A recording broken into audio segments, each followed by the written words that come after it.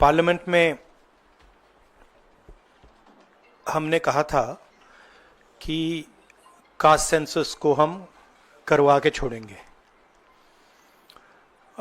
और हमने ये भी कहा था कि 50% की जो कैप है, जो आर्टिफिशियल दीवार लगा रखी है, उसको भी हम तोड़ के हटाएंगे।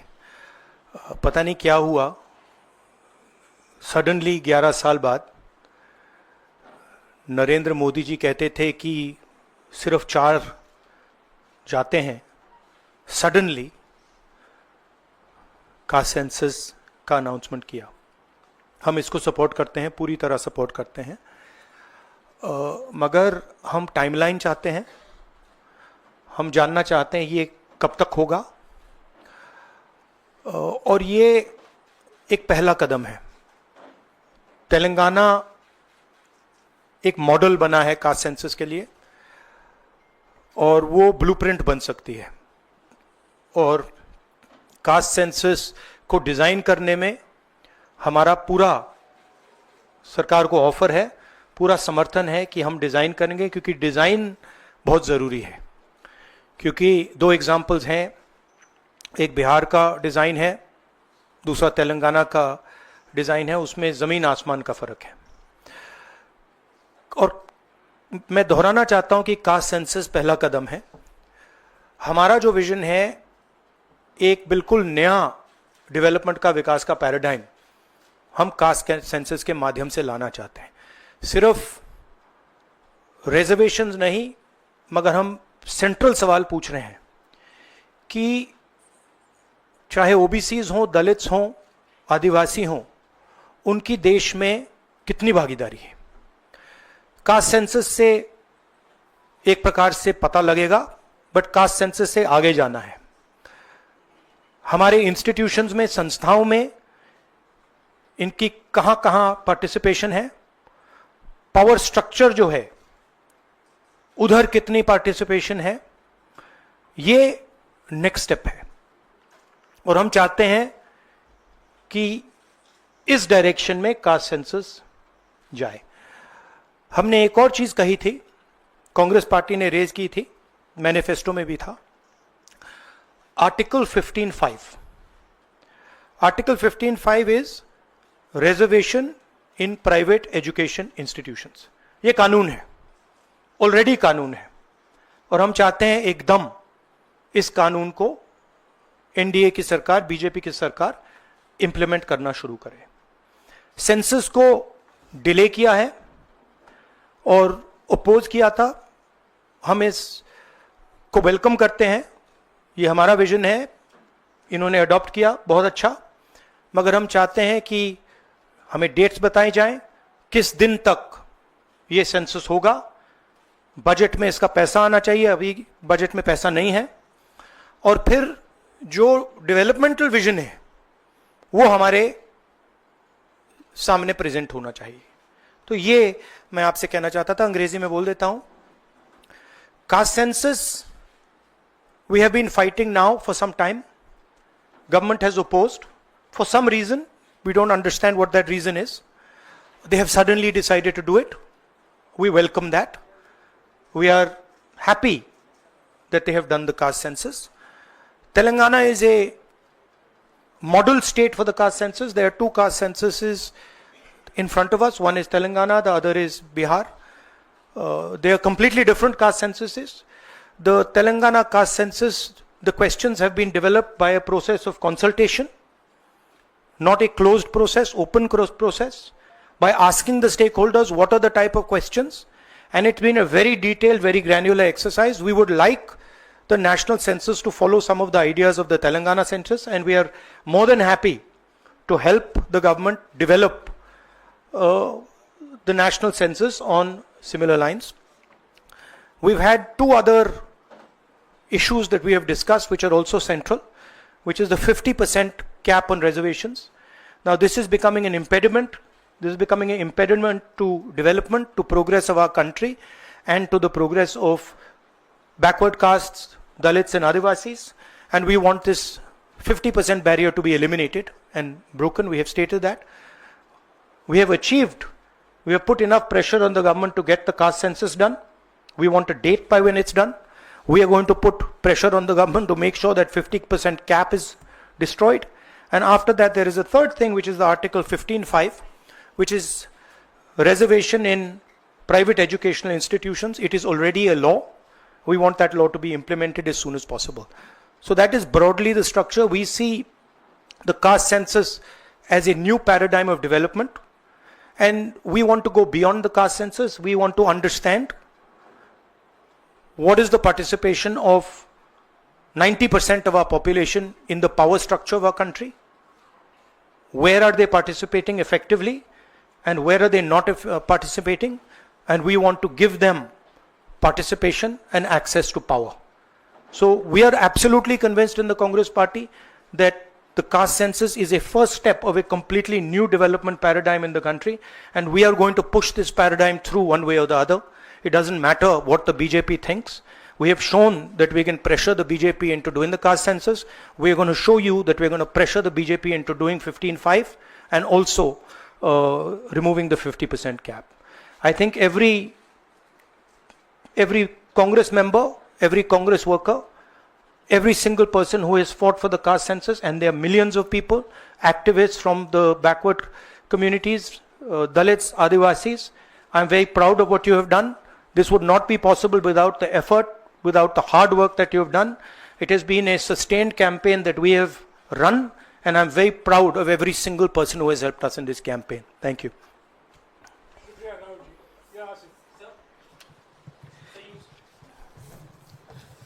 So you said that the government was opposed to this and suddenly decided to take this step. Do you think that this decision has been taken in light of the upcoming Bihar polls? No, I don't think so. I don't think that's why this decision has been taken in a hurry. I don't need to comment on whether they took it, when they took it, how they took it. Now they have taken it. We are happy they've taken it. Now this needs to be taken forward. Sir, प्रधानमंत्री बार बार ये कहते थे कि ये 4 जातियां होती हैं सिर्फ देश में.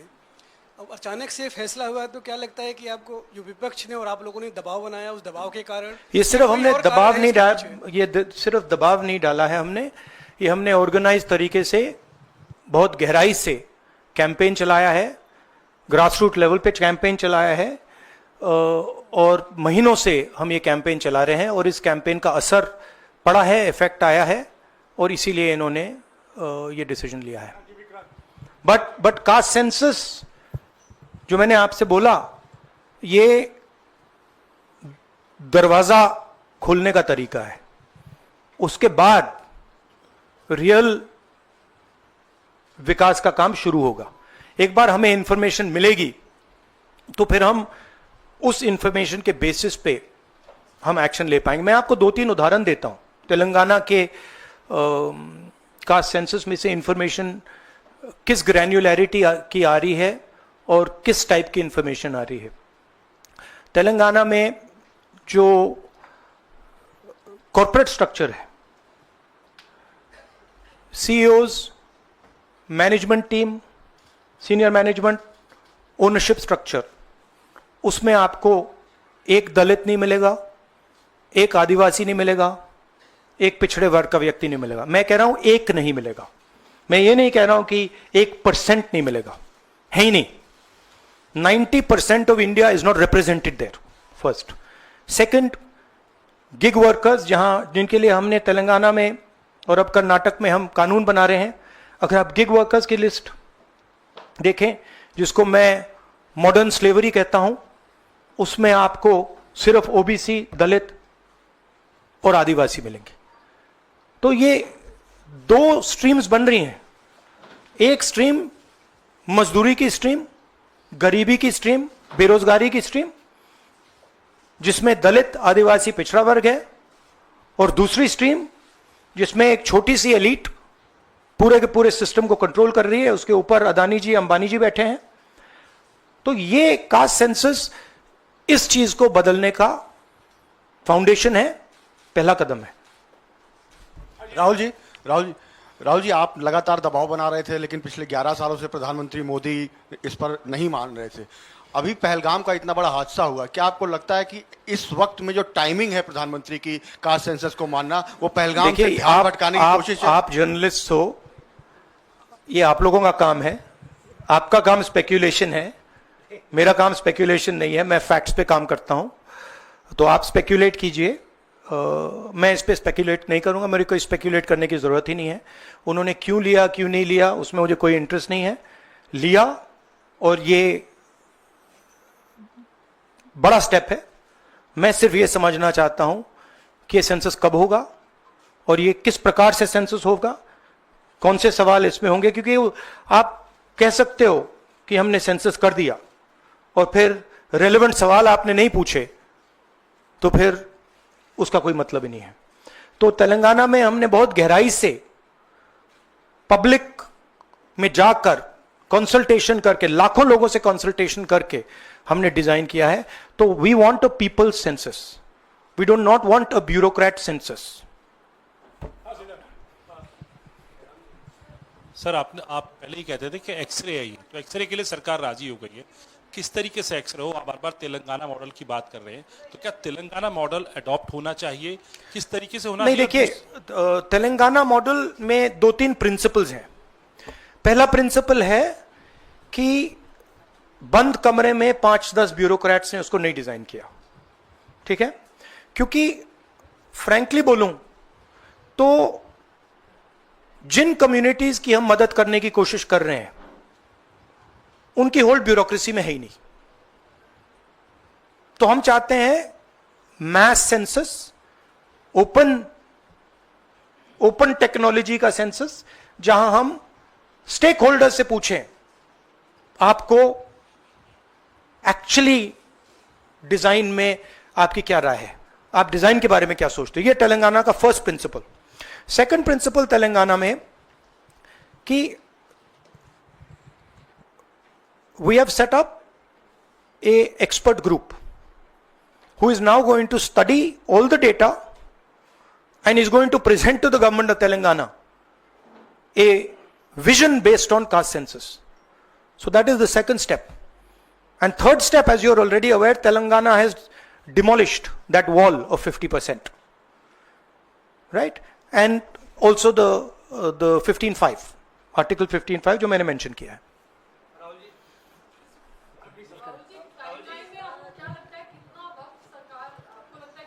मुझे लगता है, मेरी इमीडिएट सस्पिशन है कि ये वो वुमेन्स बिल वाली स्ट्रेटजी टाइमलाइन वाली है, but I hope that better sense prevails.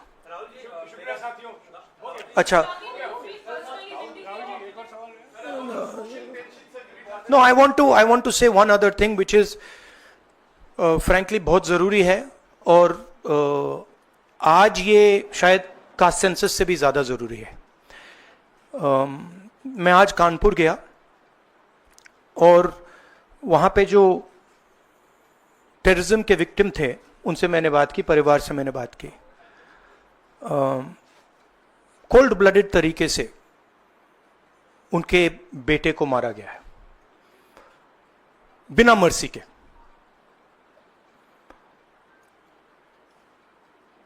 और 28 लोगों को ऐसे मारा गया है, बहुत सारे लोग घायल हुए हैं।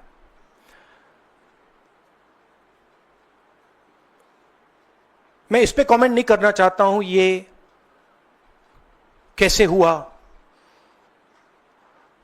मैं सिर्फ ये कहना चाहता हूं कि जिन लोगों ने ये किया है,